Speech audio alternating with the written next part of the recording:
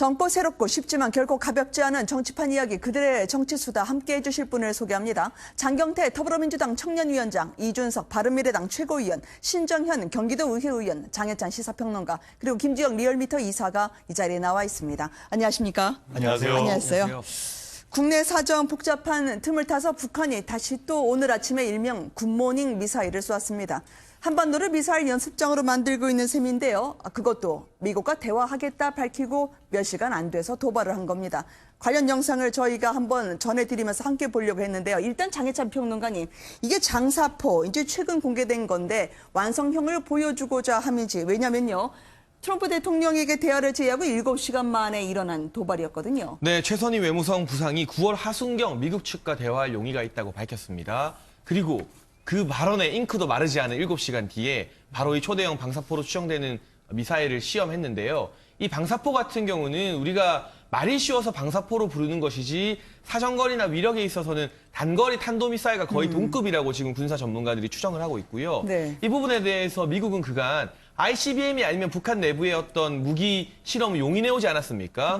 그러나 최근 북한의 어떤 초대형 방사포 실험 완성도가 올라감에 따라 대한민국 군대뿐만 아니라 한국에 주둔하고 있는 주한미군의 위협도 급증했다는 분석이 나오고 있습니다. 그러니 북한이 좀 양동작전을 펼친다, 우리가 이렇게 이해를 해야 될 것 같고요. 네. 대화를 지금 먼저 손을 내밀되 미국에게 일방적으로 끌려가지 않겠다. 여전히 미국에게 위협이 될 수 있는 카드를 많이 가지고 있으니 미국 측에 양보를 바라는 의미가 하나 있을 것이고, 네. 또 한 가지는 북한은 여전히 안전 보장에 대해서 많이 우려를 하고 있는 것 같습니다.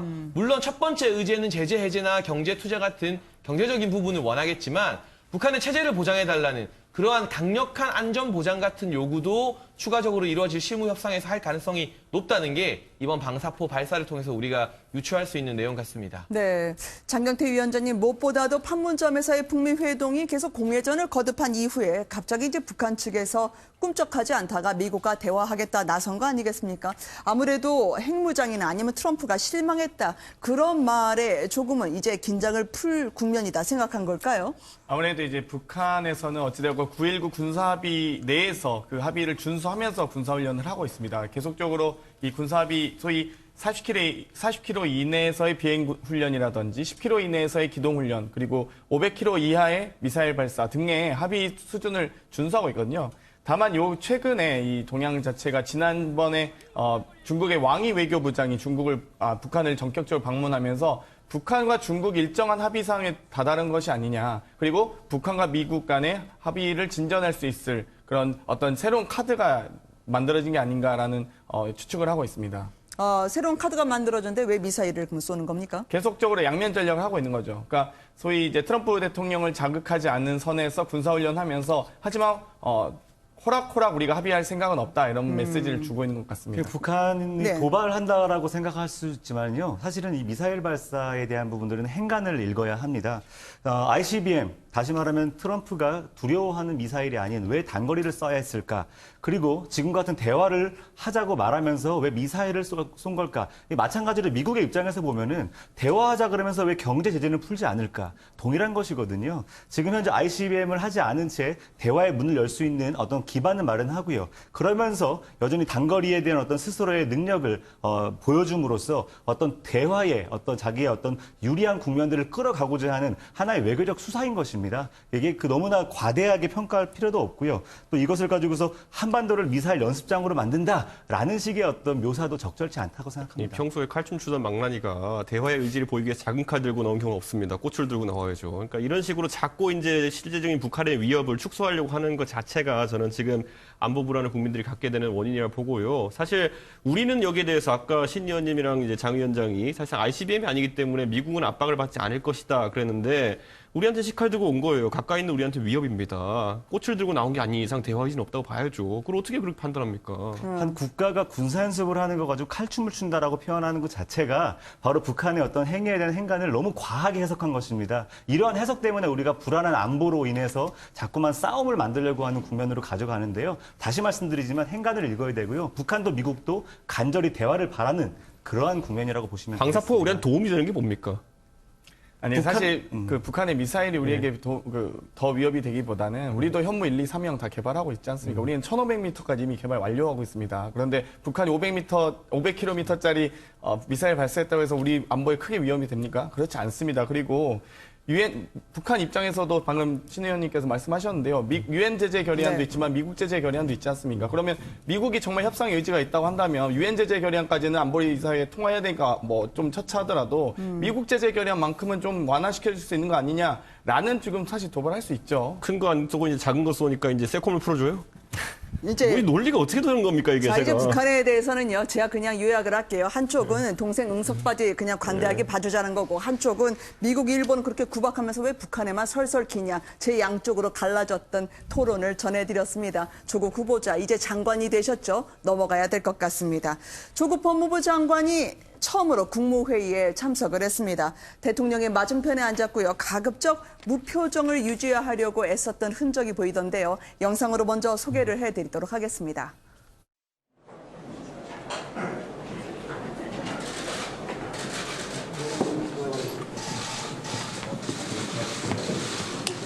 오늘 국무회의는 아무도 흔들 수 없는 강한 경제를 만들겠다는 비상한 각오와 의지를 담아 한국과학기술연구원에서 열게 되었습니다.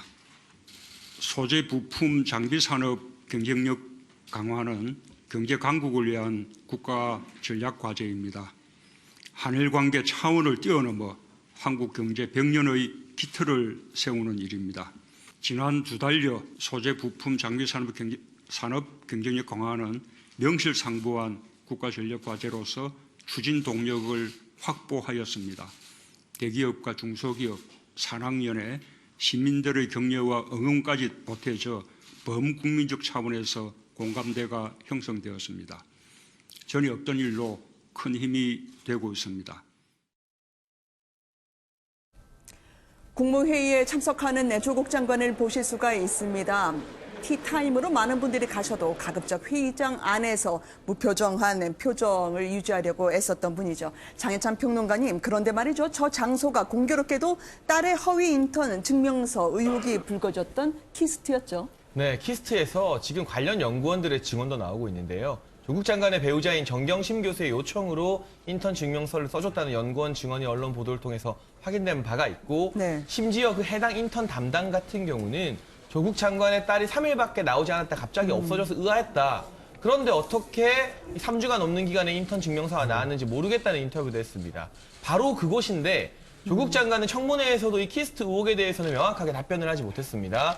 키스트는 보시는 것처럼 우리나라에서 각급 최고 등급으로 지정된 보안시설입니다. 네. 국가 보안시설이기 때문에 가보신 분들 계실지 모르겠지만 화장실 갈 때도 복도와 복도를 건너갈 때도 일일이 출입증을 찍어야 될 정도로 보안이 삼엄한 곳이에요. 네. 그런데 조국 장관의 딸은 그 출입증 찍은 기록이 제대로 나와 있지 않았어요. 그 부분에 대해서 뭐라고 해명을 했냐면 다른 사람들 들어갈 때 같이 들어갔다고 했는데 키스트를 한 번만 가보신 분이라도 그게 왜 말이 안 되는 증언인지는 다 아실 거거든요. 바로 그 문제의 현장에 문재인 대통령이 다른 사람도 아닌 조국 장관을 대동해서 회의를 연 겁니다. 회의의 내용이 중요한 것이 아니라 이 민감한 시기에 대통령과 조국 장관이 어떻게 보면 범죄 현장이라고도 감히 말할 수 있는 키스트에 갔다는 것은 검찰 수사 그리고 키스트 내부의 어떤 증언에 대해서 무언의 압박을 하는 것이 아닌가. 그런 불필요한 정치적 해석을 낳을 수 있는 민감한 행동을 왜 장관 취임하자마자 하루 뒤에 보란 듯이 하시는지 그 부분에 있어서는 검찰의 수사 독립성을 약속했던 문재인 대통령의 어떤 임명 멘트와는 완전히 동떨어진 행보가 아닌가 싶어서 상당히 많은 아쉬움이 남습니다. 그러니까 이게 사실 저도 이제 최고위원회 하다 보면 현장 최고위원회 같은 거 할 때가 있어요. 그쪽에 민심을 파악하고 그쪽에 특화된 메시지를 내놓기 위해서 기획하는 경우가 많은데 사실 오늘 이제 국무회의를 대통령께서 그쪽에 하기로 만약 사전문의 기획하셨다면은 그런 메시지가 충분히 그에 부합하는 수준으로 나와야 되는데 그냥 뭐 소재 강국 만들자, 경제 강국 만들자 이 정도는 그냥 교과서에 있는 얘기거든요. 도덕책에 있는 얘기거든요. 그러니까 이것이 과연 목적이었을까에 대해 가지고 다소 의구심을 갖게 하고 예를 들어 아까 장해찬 평론가 말했던 것처럼 키스트는 지금 어제 갓 임명된 조국 장관에게는 특별한 곳입니다. 왜냐하면 여러 가지 의혹이 얽혀 있기 때문에 네. 자유한국당도 가끔 가다 보면 광주에서 현장 최고위원회 합니다. 근데 거기 갈 때 예를 들어 5.18 망언 등으로 논란을 빚은 인사들 같은 경우는 자기가 알아서 빠지거나 아니면 갈 때 애초에 지도부에서 좀 배려를 해가지고 다른 일정을 배정하거나 이렇게 합니다. 네. 그런데 지금 조국 장관 같은 경우에는 그냥 가가지고 키스트 연구원들은 다 이미 내막을 어느 정도 들어서 알고 있는데 보면서 뭐라고 생각하겠습니까? 여기 왜 데리고 왔지? 뭐 이렇게 생각 아닙니까? 거기에 뭐 법무 행정할 게 있습니까 지금 키스트에?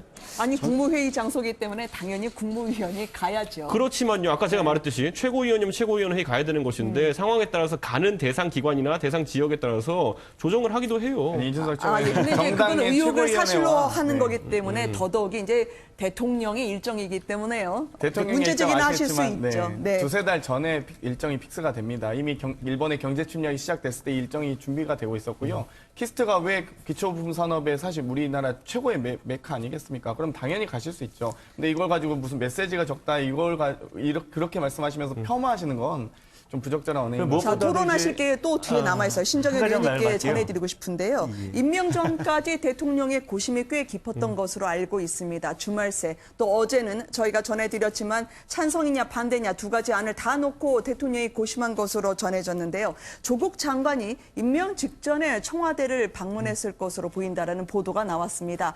어떤 말씀을 들으셨을까요? 혹시 만났다면 말이죠. 이것도 확인된 건가요? 아, 보도가 나왔죠. 보도가 네. 나왔죠. 전 아까 전에 장해찬 평론가님도 이런 말씀 하시더라고요. 언론 보도를 통해 확인해 보니까 또 방금도 말씀하시는 게 어떤 이런 사실을 확인한 것처럼 말씀하셨지만 확인되지 않은 사실을 가지고 이제 자꾸 추측하라 그러는데요. 네. 이런 추측성 발언과 과장에 의해서 지금의 어떤 조국 후보자에 대한 어떤 의혹들이 불거진 것이고요. 제가 아까 말씀드리려고 했던 게 뭐였냐면요. 아까 자꾸 이제 우리 이준석 최고위원이 이제 또다시 이제 계속 반복되는 이 허위의 의혹들을 말씀하시는 게 이런 겁니다. 키스트가 제 아무리 지금 이제 엄청난 보안이 있다 그래도요. 확인된 바는 바로 이겁니다. 2010년, 11년, 12년에는요. 해당 보안 시스템이 들어와 있지 않았습니다. 그래서 그때 당시에 증언을 토대로 이야기가 나온 것은요. 사람들이 함께 점심 먹고 나올 때에는 찍지 않고 들어올 수 있도록 그 당시에 증언들이 확보가 돼 있어요. 근데 최근에 설치된 걸 가지고서 2010년, 11년 당시의 것을 맞닿아서 이걸 이야기해버리니까 마치 이것 의혹이 사실처럼 되어버리는 것이거든요. 사실이 확인되기 전까지는 의혹을 네. 너무 과장해서는 안 됩니다. 아니 근데 문 멀쩡하게 인터넷 대통령의 쓰면 왜 고뇌의 나흘을 저희가 전해드리고 있는데 아무래도 친필 편지로 시작이 됐던 두 사람의 인연이 이번에도 여러 여론의 분열이 있긴 했지만 직진하는 것으로 강행이 됐습니다. 인사 스타일부터 먼저 좀 한번 짚어보고요. 가려고 하거든요. 장해찬 평론가님 두 분이 얼마나 각별한 사이였습니까? 사실 조국 교수 시절 그리고 문재인 대통령이 야인이던 시절 잠재적 대권 주자인 시절부터 두 사람의 인연은 참 각별했죠. 북콘서트도 많이 했고요. 특히나 조국 장관이 교수 시절에 썼던 진보식권 플랜이라는 책이 네. 아마 문재인 대통령에게 굉장히 강렬한 인상을 남겼던 모양이에요. 그때부터 두 사람의 인연이 깊어졌고 결국에는 민정수석에 이은 최초의 법무부 장관, 진보 진영에서는 보수 진영에서는 권재진 장관의 케이스가 있긴 합니다만 문재인 대통령조차도 노무현 정부에서 민정수석 이후 법무부 장관으로 가려다가 내부와 외부의 반발 때문에 좌초된 경력이 있는데 네. 본인이 하지 못했던 그 길을 조국 장관에게는 레드카펫을 사실상 대통령 직권으로 깔아줬거든요. 여론의 반대가 만만치 않았습니다. 그럼에도 불구하고 이런 선택을 했다는 것은 그만큼 문재인 대통령의 신임이 두텁다는 것이고요. 네. 문재인 대통령이 임명하면서 이런 말을 했습니다. 장관 개인에게는 조국 장관 개인에게는 지금 위법을 어떤 행위가 발견되지 않았다. 이 말인 즉슨 만약 앞으로 계속 진행되고 있는 검찰 수사 결과에서 장관 개인의 어떤 개입이 발견이 되거나 네. 또는 가족, 정경심 교수의 거취가 좀 신병에 변화가 있게 된다면 그 타격이 조국 장관 한 사람에게 가는 것이 아니라 문재인 대통령에게까지도 데미지가 갈 수 있습니다. 그럼에도 불구하고 연대 보증을 쓸 정도로 깊이 있는 사이라는 건데요. 국민들 입장에서는 두 사람이 아무리 각별한 사이라도 이렇게 의혹이 많은데 그 각별한 인연 때문에 장관을 임명하는 게 과연 맞는 것이냐. 공과 사는 구분해야 되는 것이 아니냐. 이런 의견도 있을 수 있고 또 반대로는 한번 믿으면 끝까지 믿는다. 이게 문재인 대통령의 국정 철학 스타일이다. 또 네. 긍정적으로 보는 국민들도 있을 수 있겠죠. 네.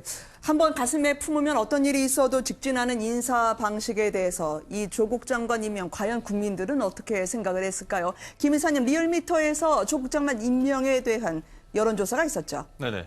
맞습니다. 저희가 지명과 관련해서 5차까지 저희가 조사를 했고요. 1차 조사 때는 반대가 54.5%, 찬성이 39.2%로 오차 범위가 15.3%포인트로 두 자리 오차 범위를 기록했습니다. 5차까지 오면서 반대가 51.8%, 찬성이 45%로 한 자릿수 오차 범위로 좁혀지긴 했는데요.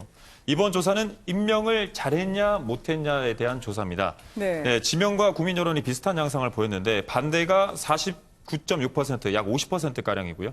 잘했다가 46.6%, 약 47%를 기록했습니다. 이 진영 간 평가가 첨예하게 대립하는 가운데 응답자 전체에서는 긍정과 부정이 오차 네. 범위 내로 평행한 결과가 나왔는데요. 네. 세부적으로 잘했다라고 평가한 그 계층은 20, 30, 40대, 호남과 충청, 서울, 민주당, 정의당 지지층, 진보층에서는 잘했다라고 평가를 했고요. 네. 잘못했다라고 부정평가를 한 지지층은 50대와 60대 이상, TK와 PK, 경인, 한국당 지지층, 무당층, 보수층, 중도층에서는 잘못했다고 평가했습니다. 네. 궁극적으로 이제 조국 장관의 임명에 대한 것과 대통령의 지지율이 비슷하게 따라가는 양상을 보이고 있습니다. 민심의 강은 과연 어떤 배를 띄우고 어떤 배를 뒤집을까요? 조국 법무부 장관의 첫 출근길이 상당히 비장하고 엄숙했습니다. 현충원 참배에 이어서요, 첫 인사권도 물론 장관의 임명 이후에 벌어진 일입니다. 신속하게 이루어지는 모양새인데요. 영상으로 소개를 해드리도록 하겠습니다.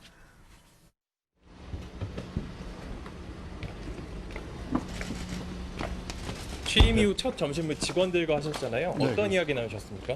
그냥 뭐 경청했습니다. 애로사항이 있다거나 건의사항이 있나 들어보고요. 경청했습니다. 네, 공석인 고검장하고 검사장 인사는 혹시 언제 하실 예정이신가요? 아직 생각해보지 못했습니다. 지금 검찰 수사와 좀 대립적인 구도라고 우려하는 시선이 많은데 여기에 대해서는 어떻게 생각하세요? 대립할 건 없는 것 같습니다. 공정하게 하실 거라 생각이 듭니다. 수업권 침해 안 하신다고 했는데 혹시 서울대 휴직원 낸 거 맞으시나요? 수사할 사람은 수사를 하고 인사할 사람은 인사하자. 각자의 길을 가지만 어쨌든 창과 방패 누군가 하나는 깨질지 모릅니다. 일단 인사권과 관련해서요. 검찰개혁 추진단 이런 것까지 첫날 검찰개혁에 고삐를 바짝 죄는 모양새더라고요. 네, 오히려 이번에 조국 장관에 대한 임명은 사실 대통령의 의지가 반영되기보다는 자유한국당의 갈등 동력이 오히려 더 만들어졌다라는 생각이 듭니다. 그러니까 소위 모든 정책엔 찬성과 반대가 있을 수 있는데 이 조국 장관의 찬반 문제는 사실 이 검찰개혁의 아이콘화하는 방식으로 이루어졌거든요. 그러니까 네. 소위 자유한국당 자체가 원내 전략이 너무나 실패했다고 봤던 게 오히려 발목 잡다가 바지가랑이 붙잡는 원내 전략을 보였거든요. 그러다 보니까 2, 3일에 합의했던 소위 국회법을 넘으면서까지 인사청문회를 파기하면서 오히려 기자간담회는 전 국민의 관심사로 만들어졌던 자유한국당의 노력이 있었다고 보고 또 오히려 이 과정에서 좀 찬반이 좀 갈등이 있었지만 46% 이상의 좀 뭐랄까 단단한 지지층 혹은 단단한 검찰 개혁의 동력이 확인됐다라고 보셔도 될 것 같습니다. 그러다 보니까 바로 이번에 법무부에는 추진단 검찰 개혁 추진단을 바로 설치하면서 네. 아마도 추석 직후에 당정 협의를 하기로 예정되어 있는데요. 이 당정 협의 통해서 아마 검찰 개혁이 박차를 가할 것 같습니다. 네. 각 부서별로 이제 개혁안을 제출하라라는 장관의 일성을 저희가 확인할 수가 있었었는데요. 취임 이튿날 첫 국무회의에 이어서 지금 현충원 참배를 전해드렸고요. 법무부에서 청년 7급 직원들과 함께 식사를 했다고 하는데 어떻게 보이시던가요, 이 의원님? 저는 뭐 사실 뭐 20대가 뭐 거기에 식사 자리에 나온 분들이 네. 뭐 대표성이 있는 분들도 아니고 밥 한 번 먹었다고 마음 돌릴 것 같다고 생각했으면 굉장히 아쉬운 그런 상황이고 네. 지금 조국 후보자는 20대, 30대 같은 경우에는 최근에 불거진 입시 논란이라든지 여러 가지 대해서 뭐 세세한 사항을 가장 잘 알고 있는 사람입니다. 네. 예를 들어 문재인 대통령께서는 대선 때 수시와 정시 헷갈리고 이러셨지만은 지금 세대는 그럴 상황이 아니에요. 그러다 보니까 이 2030 세대가 알아들을 수 있을 정도의 아주 명쾌한 해명을 해내야 되는데 지금 잘 알고 계시겠지만은 지금 해명은 모르겠다. 또는 메신저 공격, 뭐 이런 아주 상투적인 정치적 수단으로밖에 되고 있지 않기 때문에 앞으로 이것을 본인이 해명해내지 못했기 때문에 검찰이 해결해야 되는 상황이 왔기 때문에 저는 이건 아까 이제 출근할 때 보면 기자분들이 사실 법무부 장관 첫 출근길이면은 그 정책에 대한 부분을 많이 질의해야 되는 상황인데 국민적 관심사가 조국 그 장관 본인에 대한 어떤 도덕성 논란이기 때문에 그거밖에 물어볼 수 없는 상황.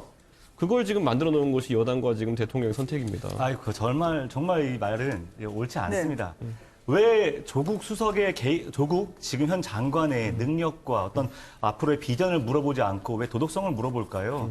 엄청난 언론과 야당의 공세 속에서 조국 장관이 가지고 있는 능력과 앞으로의 사법 개혁에 대한 비전을 충분히 알 수 있는 기회조차도 주지 않았던 것입니다. 오히려 그런 것들을 충분히 알릴 수 있었다라면은 여론은 좀 달라질 수 있었겠죠. 그만큼의 틈조차 허락하지 않았던 광기 어린 한 달여간의 어떤 여론전으로 인해서 지금의 국민의 관심사는 그리로 가고 있지만요. 저는 아마도 이 사법개혁과 검찰개혁이라는 국가적 어떤 염원을 달성해가는 과정에서 충분히 이 부분들은 완화할 수 있을 거라고 보고 있습니다. 아니 그럼 박근혜 대통령 탄핵되기 직전에 최순실 터졌을 때 그때 박근혜 대통령이 개헌하자고 경제 살자 그랬는데 그럼 국민들이 박근혜 대통령 메시지를 쫓아가는 거야 되는 거였습니까? 아니죠. 그 당시 국민들이 관심 있는 것은 최순실 의혹으로 시작된 정권의 비리 문제였고 그걸 바라보는 건 당연한 것이고 앞으로도 이 조국 장관은 일을 시작하기 전에 본인에 대한 것들을 명확하게 해명하지 못하면 국민들은 계속 그걸 질문할 겁니다. 정말 이것도 좀 제가 이해가 안 되는 게요. 네. 최순실 사건은 박근혜 대통령 본인이 개입돼가지고 연루되었던 사건입니다. 지금 이 조국 후보자, 조국 지금 장관의 사건의 전반에서는요. 개인의 개입을 밝혀낸 사실 있습니까? 공식적으로 사실 검찰에서는 없잖아요. 조국 장관을 피의자로 적시하고 있고요. 적시한다고 아직 해서 기소가 되진 않았지만 그렇죠. 완전히 관련성이 없다고 말하는 그것도 것도 확인되지 않은 사실. 그것도 확인되지 않은 피의자라고 내용들을 계속 확인하셨어요? 말씀하시는 겁니다. 정경심 교수 같은 검찰에서는 경우는 피의 사실 유포한 기소가 거네요. 되었잖아요. 방금 그걸 네. 확인하셨다고 말씀하셨으면? 아니면 뭐 제가 책임지죠 뭐. 네.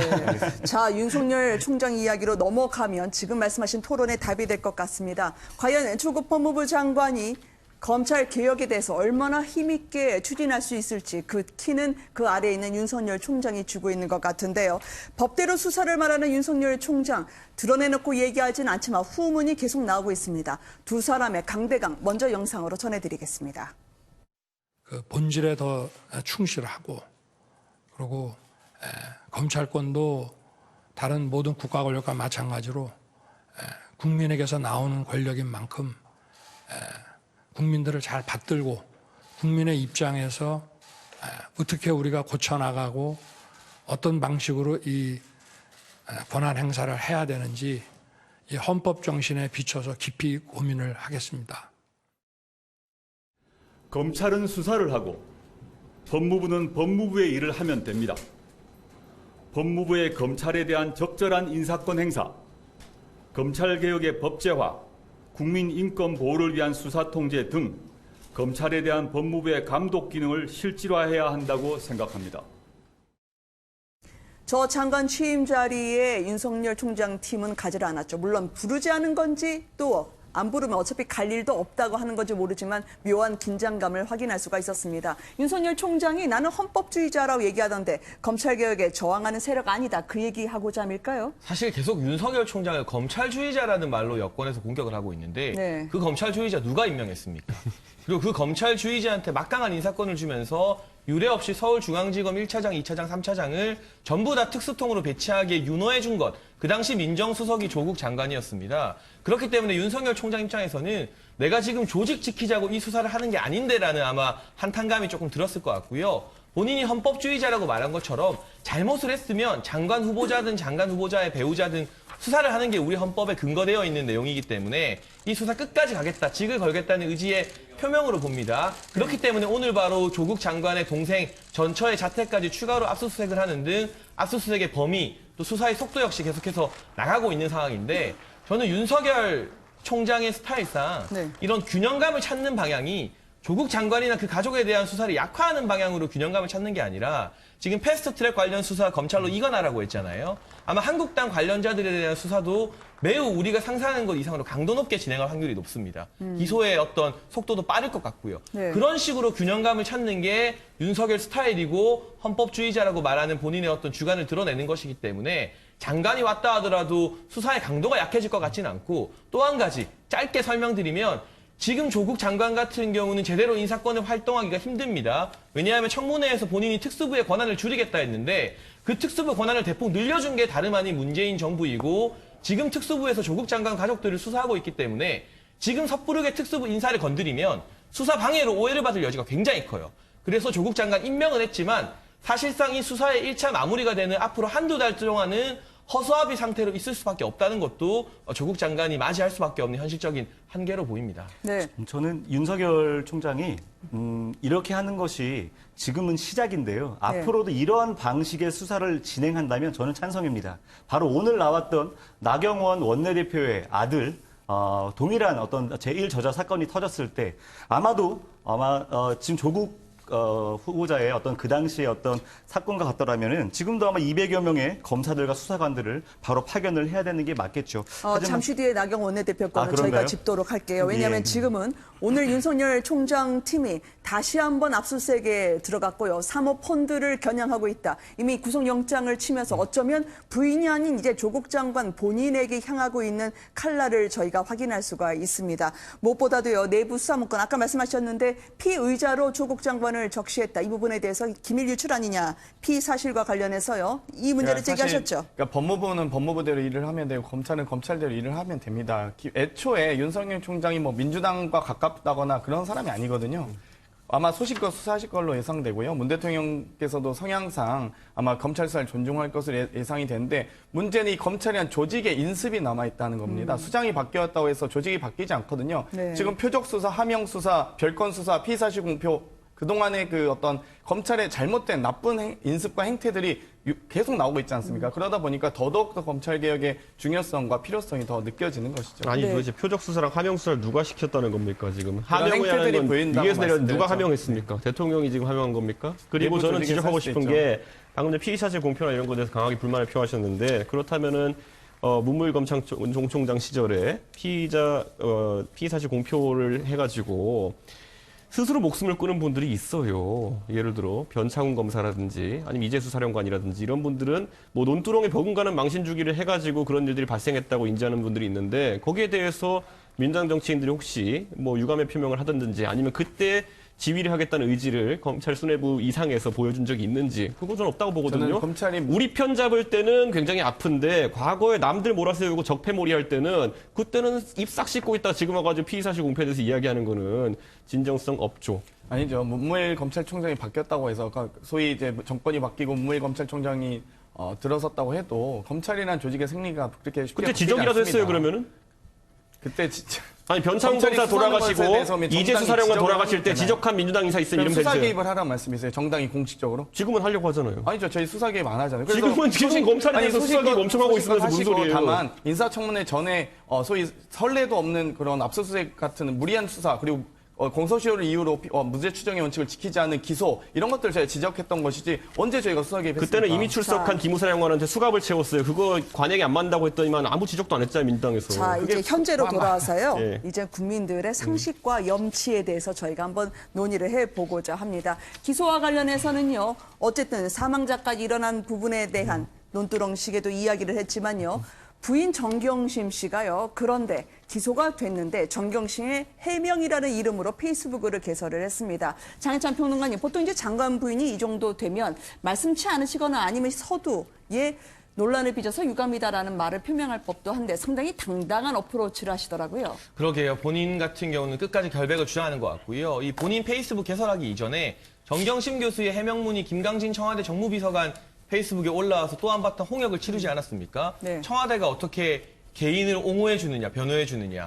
그 글 올리고 몇 시간 뒤에 지우는 해프닝이 있기도 했는데 결국에는 직접 개설해서 소통을 할 수밖에 없다. 이런 책임감을 느끼게 된 것 같고 제가 참 아쉬운 부분은 피의자든 피고인이든 본인을 변호할 권리는 있습니다. 끝까지 내가 무죄를 주장할 수 있어요. 그런데 이 정도로 국민적 관심을 불러일으키고 많은 국민들에게 실망감을 준 사안에 대해서 조국 장관은 청문회 내내 최소한 낮은 자세를 보이고 사과를 했잖아요. 유감을 표명하고. 그렇다면 정경심 교수 같은 경우도 지금 사실 검찰의 칼날이 겨누고 있는 첫 번째 대상자는 정경심 교수라 해도 과언이 아닌데 이 사안을 만든 장본인으로서 실제로 유무죄 혐의 이전에 판결이 나기 이전에 국민들께 논란을 일으켜서 사과한다 정말 진솔한 그런 사과의 말씀조차 못 남기는 것인지 그러한 유감 표명 이후에 본인의 어떤 억울한 부분들, 언론 보도라던가 검찰의 피의사실 공표 의혹에 대한 부분들을 제기했다면 그래도 훨씬 많은 국민들이 고개를 끄덕였을 텐데 지금은 마치 모든 부분에 있어서 이 수많은 의혹을 만들어 놓고도 내가 결백하다 이 주장만 하시는 모습은 오히려 조국 장관이 청문회에서 보여준 모습만도 못한 모습이다. 그런 아쉬움을 느끼는 국민들이 상당히 많을 것 같습니다. 조국 후보자가 장관이 되는 것이죠. 예, 그 부인이 장관이 되는 것이 아니죠. 사실상 그 부인인 교수가 정경심 교수가 네. 그 어떤 사과를 한다. 사실 본인이 어떤 의혹에 대해서 어떤 사실이 입증됐고 증명되었던 사실들도 아직 나타나지도 않았습니다. 그런데 무엇을 놓고 사과를 해야 됩니까? 사실상 지금까지 나왔던 대부분의 것들은 너무나 과도한 언론의 의혹과 또 검찰 수사, 아까 앞서서 말했지만은 한 조국 부인 한 사람에게 쏟아진 200여 명 가까운 어떤 검사들의 수사관들의 집중적인 수사, 이 속에서 본인이 진실을 말해도 믿어주지 않은 이 분위기 속에서 어떻게 사과부터 할 수 있습니까? 지금으로서는 본인이 진실되어 있다는 것을 설명하는 것이 최선의 방법이라고 생각합니다. 네. 장관 임명되면 좀 조용할 줄 알았더니 딸 출생 신고와 관련해서도 청문회에서 돌아가신 선친께 물어야 하느냐 이야기했지만 조국 장관이 직접 신고를 했다는 의혹까지 제기가 됐습니다. 그럼 이런 것들에 대해서 한국당은 앞으로 어떻게 임하게 될까요? 야당은 조국 파면에 일명 정신 상태까지 거론을 하던데요. 먼저 한번 영상으로 소개를 해드리도록 하겠습니다.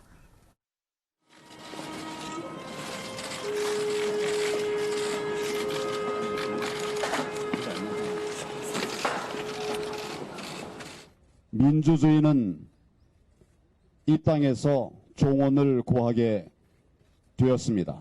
우리는 죽기를 각오하고 자유대한민국을 지키기 위해서 함께 몸을 던질 것입니다. 문재인 대통령의 독선과 이 정권의 폭주를 막아내려면 결국 자유민주 가치 아래 모든 세력이 함께 일어서야 합니다. 이에 저는 조국 파면과 자유민주 회복을 위한 국민연대를 제안합니다. 조국은 사퇴하라!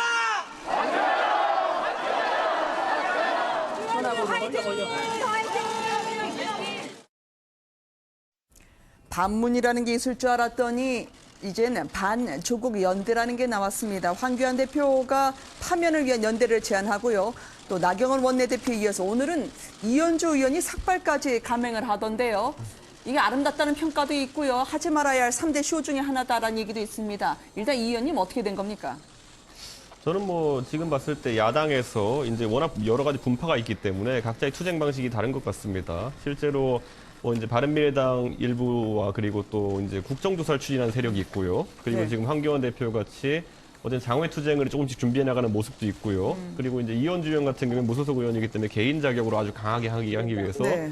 이제 그 삭발이라는 형태를 설정한 것 같은데 사실 박지원 의원이 저렇게 뭐 조롱하실 상황은 아니다 이렇게 보는 것이 박지원 의원도 과거에 그 여러 가지 검찰 조사 이런 것 때문에 곤란을 겪으실 때 네. 본인이 어쨌든 무죄라는 걸 입증하기 위해서 여러 가지 이제 액션을 벌이셨던 적이 있고 저는 지금 시점에서 그 야당이 어느 정도 약간 지리멸렬한 상태라는 것을 이용해가지고 이 국민적인 어떤 불만을 네. 넘기고 하려고 한다면은 제 생각에는 이 결집된 힘이 나타날 수 있는 동기를 제공하는 것이다. 이미 이제 오늘 자유한국당과 바른미래당 같은 경우에는 국정조사에 대해 가지고 공조를 하기로 이제 협의를 했거든요. 네. 그 다음 단계가 뭐겠습니까? 과거 박근혜 정부가 몰락하는 과정 속에서 보면은 초기에 뭐 국민의당과 민주당은 분열돼 있기 때문에 단일도를 하기 어려울 것이다라는 네. 오판 때문에 다소 무시하면서 지나가고 이제 사실 뭐 이정현 대표가 조금 시간을 끌고 이렇게 하는 와중에 결국 국정조사가 어떻게든 성립하고 그 다음에 이제 국민들의 촛불 시위가 강하게 되면서 사실 정권이 맥을 못 추는 상황이 발생했거든요. 저는 네. 지금도 서울대 같은 곳에 촛불 집회도 좀 계속 이어지고 있고 방학이 이제 끝나고 개학을 했기 때문에 대학가에서 학생들이 이 담론을 가지고 실제 오프라인에서 토론할 기회가 많아집니다. 네. 그러다 보면 이 불이 어디로 번질지는 봐야 되는 것이고 지금 뭐 수첩 많이 갖다 놨어요, 지금. 누가 거기다 번개탄을 던질 것이냐에 따라 가지고 이 수채 화력이 결정되는 것인데 쌓인 수채 양을 과소평가하지 않았으면 좋겠습니다. 네. 자, 이 삭발에 대해서 이제 한국당 의원 그리고 홍준표 전 대표까지 합류를 해서요. 지지를 표명하고 나섰는데 장혜찬 평론가님. 그런데 다 좋은데요. 임명강행 소식에 왜 시위를 현충원 참배를 하고 광화문을 가는 겁니까? 뭐 현충원을 참배한 이유는 이제 우리나라 지키지 못한 부분을 사죄한다는 것이고 광화문 참배 민심을 듣고 민심을 모으겠다는 건데 지금 보수 진영 여론을 한번 살펴보면 한국당 의원 100명이 이원주 의원 하나만 못하다는 말이 나오고 있어요. 저는 개인적으로 삭발 투쟁 별로 좋아하지 않습니다만 네. 여성 의원이 이렇게 단독으로 삭발하는 모습 제가 보니까 아 그래도 엄중하다는 느낌이 들더라고요. 국민들도 네. 오죽하면 여성이 삭발을 할까 참 보기 드문 광경은 분명하지 않습니까? 그런데 황교안 대표는 또다시 최후 통첩, 사생결단, 이 정권의 몰락 이런 단어를 이미 너무 많이 썼어요. 네. 장애 집회도 너무 많이 했어요. 다시 장애로 나간다는데 국회를 보이콧한다는데 여당이 두려워하겠습니까? 국민들이 충격을 받겠습니까? 하려면 오늘 그래도 저는 황교안 대표의 어떤 행동에서 희망의 단초는 어디서 봤냐면 강력한 투쟁을 예고하는 것이 아니라 손학규 대표를 찾아가서 손을 내민 것. 그리고 비록 결렬이 되었지만 민주평화당 정동영 대표에게 손을 내민 것. 이 방식으로 유승민 의원을 만나야 되고 원희룡 지사를 만나고 오랜만에 정치적인 목소리를 낸 홍정욱 전 의원을 만나고 오세훈 전 시장을 만나야 되는 겁니다. 그렇게 하나 둘씩 황교안 대표가 자기 기득권, 자기가 앞에서 스포트라이트를 받으면서 사생결단하겠습니다를 포기하고 야권에 정말 넓게 포진되어 있는 그러한 인사들을 만나면서 손을 하나로 모으고 손을 잡을 때, 뭉칠 때 이준석 최고가 말한 것처럼 이 널려있는 숯불에 불씨를 터뜨리는 그런 길이 될 수 있다는 거. 황 대표가 자기의 어떤 자신의 명예를 버릴 때 이 조국 장관에 대한 불만의 동력이 국정을 뒤흔드는 불꽃으로 커질 수 있다는 사실을 빨리 좀 명심했으면 좋겠습니다. 역설적으로 하면은 한국당 자체적으로 못했던 통합을 조국 장관이 불씨가 돼서 해주나요? 이 고맙다 조국인가요? 그런데 왜 한국당은 이 조국 장관 논란을 여론으로 흡수하지 못할까요? 한국당 지지율은 어떻게 되고 있습니까, 김 이사님? 네, 한국당 지지율은 지난주와 비슷한 수준으로 20% 후반을 유지하고 있는데요. 2차 압수수색, 조국 후보자와 관련된 2차 압수수색이 있었던 이튿날 30.1%까지 올라가고 그 다음 날은 30.4%까지 올라갔습니다. 하지만 주말에 그 장제원 의원의 아들의 음주운전 사고와 그 사건에 이제 보도가 확산하면서 다시 20%대로 후반으로 떨어지면서 29.2%를 기록했습니다. 네. 자, 그러면 저희가요, 아까 신정일 의원님이 이야기하셨던 한국당의 나경원 원내대표 아들이 또 일 저자였다라는 의혹 제기 바람에 대해서 한번 좀 짚어보고자 합니다. 자, 일단 이게 물타기인지 의혹 제기인지 나경원 원내대표는 펄펄 뛰던데요. 어떤 내용이 문제가 된 겁니까, 심 의원님? 네, 나경원 아들의 논문 원내대표 아들의. 예, 원내대표의 어떤 논문 교신 저자로부터 확인까지 된 사실이더라고요. 뭐냐면 고등학교 시절에 썼던 논문에 제1저자로 그 아들의 이름이 적시가 되었습니다. 그런데 그 논문이 실제로 미국에서 개최되는 과학경진대회에 참여했을 뿐만 아니라 그 이후에 학술지에까지 실리면서 이것이 이제 실제로 문제가 되는 부분인데요. 문제는 고등학교 학생 신분이었으면서 그 아들에게 아들의 직책을 서울대학교 대학원 학생으로 이거를 적시하면서 어떤 거짓 논란까지도 지금 불거지고 있는데요. 사실 여부를 실제로 나경원 대표와 82학번 서울대 동기였던 서울대 의대 윤 교수가 이 부분들을 확인하였죠. 그렇기 때문에 이 부분이 사실이냐 아니냐는 이미 밝혀지는 것이라고 알 수 있겠습니다. 잠깐만요. 이거 왜냐하면 주장과 인용에 대해서는 저희가 분명히 구분을 해야 됩니다. 왜냐하면 나경원 원내대표 같은 경우에는 이게 논문도 아니었고 아들이 주도적으로 썼던 것이었다 얘기를 하면서 실험실 제공 등을 이 교수가 도와줬고 어른이 참관을 해줄 수 있다라는 입장을 밝혔기 때문에요.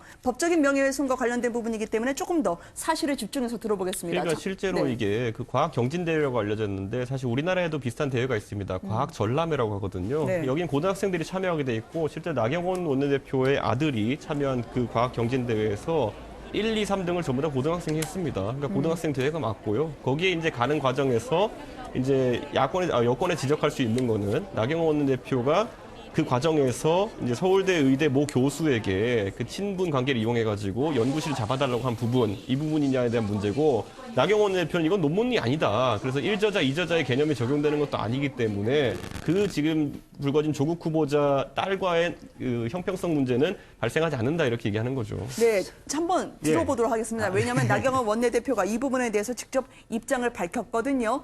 함께 들어보시도록 하겠습니다. 저희 아이가 방학 동안에 미국에서 고등학교를 다니기 때문에 방학 동안에 실험할 곳이 없어서 실험실을 좀 사용하고 이러한 부분에 대해서 좀 알려주십사고 부탁을 드린 적은 있습니다. 그러나 이것이 학술 논문을 쓰기 위한 것도 아니고 그 지역의 고등학생들의 과학정시대회에 나가는데 실험을 과학관에 해야 됐기 때문에 했던 것이고요. 그리고 나서 8개월이 지난 이후에 과학정시대회에 나가서 본인이 수상하고 그다음에 이렇게 일이 진행된 것으로 알고 있습니다. 그 다음 진행이 된 것으로 알고 있습니다. 저는 매우 안타까운 것이 아이는 그 본인의 노력과 실력으로 대학을 갔음에도 불구하고 이것을 물타기 의혹으로 이렇게 사용되는 것이 매우 안타깝다는 말씀을 드리고 저희 아이는 미국 고등학교를 최우등 졸업했습니다. 그러한 실험실을 사용했다는 것이 그러니까 아는 분에게 부탁을 한 것이 그것이 특혜냐 이렇게 말씀들을 하시는 것 같은데요. 그렇게 읽혀지는 부분이 있다면 유감스럽게 생각합니다. 자, 이 부분과 관련해서 장혜찬 평론가님 한 말씀 해주신다고 해서요. 네, 해당 부분은 논문이 아니라 이제 실험 요약문인 포스터다. 이렇게 나경원 원내대표 측에서 밝혔기 때문에 SCI급 학술지의 논문 제1저자로 기재됐던 조국 후보자 딸 경우와는 다른 것 같고요. 조국 후보자 딸이 쓴 논문은 공식적으로 논문이 직권 취소가 되었습니다. 1저자 요건 등이 맞지 않는다는 이유로. 만약 나경원 원내대표 같은 경우도 이게 학술지에 실린 논문이든 그냥 요약문이든 간에 실험실 빌려주고 이거 쓰는 과정에서 특혜가 있었다면 저는 나경원 원내대표 국회의원 사퇴해야 된다고 생각합니다. 그런데 이미 논문이 취소된 이 부정한 논문을 가지고 있던 조국 후보자의 딸 이 문제가 확인이 됐음에도 불구하고 민주당의 청년분들은 그럼 조국 후보자 장관 사퇴해야 된다고 말할 수 있는지 저는 그걸 한번 여쭤보고 싶습니다. 그러니까 그거랑 이거랑 같냐 그 말씀하시는 것 같은데요. 신정열 의원님도 어차피 자기 동창에게 전화할 만큼 그들만의 네트워크 예. 어쨌든 낱말할 처지 아니다 그 얘기하신 걸로 저희가 받아들입니다. 아니 저는 수사에 착수할 게 민주당에서 좀 유익이 있는 청년들이 고발부터 했으면 좋겠어요. 아니 저는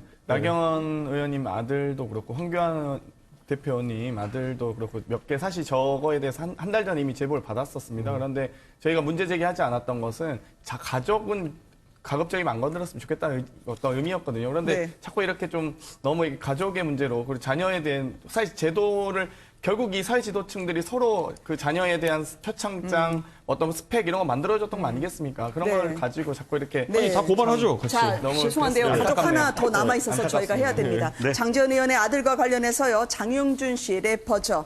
지금 파장이 가라앉지 않을 것 같습니다. 지금 내가 대신 운전했다 나온 제3자가 과연 누구냐 이 부분에 대해서 의원실 사람일까라고 했는데 그건 아니라고 아는 형이라고 하던데 도대체 누군가요? 장혜찬 평론가. 글쎄요. 아직 그 사람의 정체에 대해서는 공식적으로 확인은 안 됐는데 네. 장재현 의원은 본인의 의원실 관계자는 절대 아니다. 그런 보도를 하는 언론에 대해서는 민영사사상 책임을 묻겠다고 밝혔습니다. 제가 생각해봐도 국회 경험을 미루어 봤을 때 의원실 관계자를 이렇게 허술하게 보내서 뭐 음주운전을 대신했다고 증언하게 할 일은 장재현 의원이 아니라 어느 의원실에서도 있기 힘든 것 같고요. 네. 이 사태를 좀 무마하려고 했던 장용준 씨 측에서 경솔한 행동을 했던 것 같은데 저는 이 부분에 대해서라도 아들 문제가 다른 문제라고 생각 안 합니다. 네. 왜 청년 세대가 조국 장관에게 분노했습니까? 기득권의 보수 진보를 떠나서 기득권의 그러한 뻔뻔한 행태에 대해서 분노했지 않습니까? 장재현 의원 아들이 이렇게 잘못을 저지르고 어머니까지 동원을 해가지고 사건을 무마하려 했다면 그 부분 경찰 수사에서 확인되면 장재현 의원도 옷 벗는 게 저는 맞다고 보고요. 나경원 원내대표, 황교안 대표 마찬가지고 그래서 조국 장관도 옷을 벗는 게 맞다고 그러니까 봅니다. 저희는 이하 동문인데 다 잡아 넣어라. 같이 하시죠. 네. 근데 그 다 잡아 넣으려면 공수처 설치돼야 됩니다. 뭔 그래서 소리예요? 저희 무슨 검찰이 소리 하고 하는 있어. 거고요. 그러니까 사회지도층 인사들의 만연해 있는 그런 풍조를 저는 빨리 막아야 된다. 공수처가 그러면 자식 털려고 만든 거였어요? 자, 예전 여기서 2008년에 도로교통법 네. 장재원 의원이 발의하신 거 아시죠? 그 소위 음주운전자의 손에 맡겨진 자동차는 더 이상 이동수단이 아닌 네. 일종의 살인 도구나 마찬가지다라고 발언하셨던 알겠습니다. 분이세요. 그래서 이 사건을 하나만 은폐하고 여쭤볼게요. 무마시켰던 왜냐하면 이런 그러니까 다 부분을 잡아 넣어라. 장재현 의원이 저희는 다 조사하시죠. 네. 나 그렇게 나쁜 사람 아니라고 한 것만 가슴에 품고 저희가 이 토론을 마치도록 하겠습니다. 함께해 주신 5분 감사드립니다. 감사합니다.